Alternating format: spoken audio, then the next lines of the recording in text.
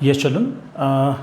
Question is given that 2 women and 5 men can together finish an embroidery work in 4 days, while 3 women and 6 men can finish it in 6 days. To find the time taken by one man alone to finish the work, and also that taken by one man alone. हमें करना क्या है इसके अंदर कि हमें 1 women और 1 man का अलग अलग हमें काम करना निकालना है कि वो उस कंप्लीट काम को अकेले अकेले करें तो कितने दिन के अंदर फिनिश करेंगे उसको।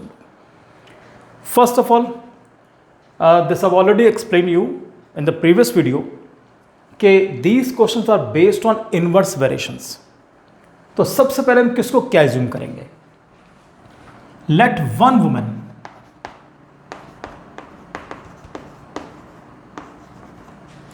can finish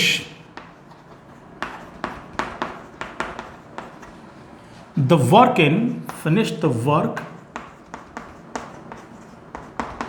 in X days। हम जब वुमेन अकेले काम करेंगे तो नंबर ऑफ डेज मान के चलेंगे X। Finish the piece of work कायदे में सही सेंटेंस बनेगा, लेकिन फिनिश द वर्क भी लिखेंगे तब भी कोई दिक्कत नहीं है। And 1 man can finish the work in Y days। यहां पर ऐसे मानेंगे इसको हम लोग in Y days। अब इस क्वेश्चन थोड़ा मैं ब्लॉक बना करूंगा आप लोग के लिए। पर्सन्स हमारे पास दो लोग हैं, वुमेन और man.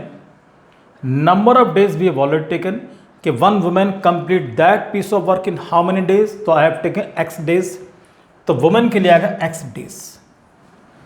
And the man is going to complete that piece of work in how many days? He is completing that piece of work in Y days. Next, we have to find out what should be the 1 day work of 1 woman। 1 woman का 1 day work कितना हो जाएगा? That will be taken 1 upon X।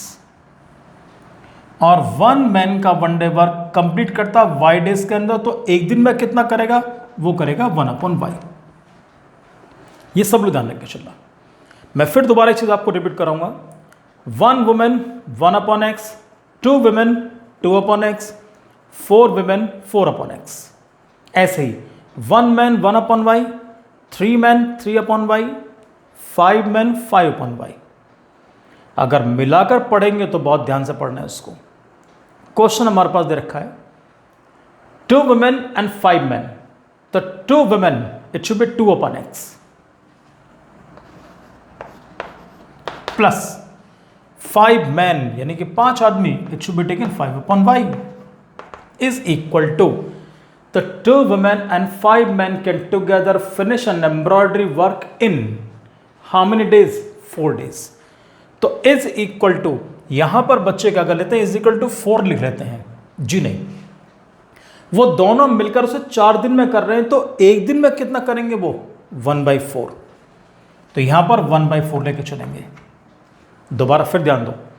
What is 2 upon X? This is 1 day work of 2 women.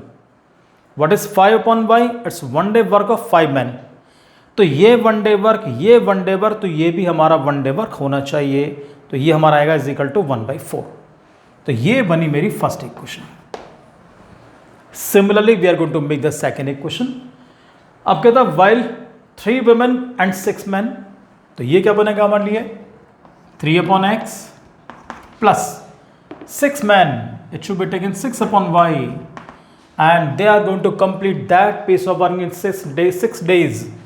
तो don't write 6, दोनों मिलकर 6 दिन में करते हैं, तो एक दिन में कितना करेंगे? 1 upon 6। ये बन गई मेरी सेकेंड इक्वेशन। अब इसको ध्यान रखकर चलो, रिड्यूसिंग वाले मेथड से करना है कि 1 upon X will be taken as A and 1 upon Y will be taken as B। तो यहां मान के चलेंगे let 1 upon X is equal to A and 1 upon Y is equal to B। तो हमारे इक्वेशन बनेगी 1 अपॉन X A, तो बच्चों 2 upon X will be 2A, तो this becomes 2A, sorry 2A plus 5B is equal to 1/4। यहां पर चाहे तो 1/4 रहने देना, नहीं तो आप 4 की क्रॉस मल्टीप्लाई भी कर सकते हो। तो 4 2s are 8, तो इट बिकम्स 8a।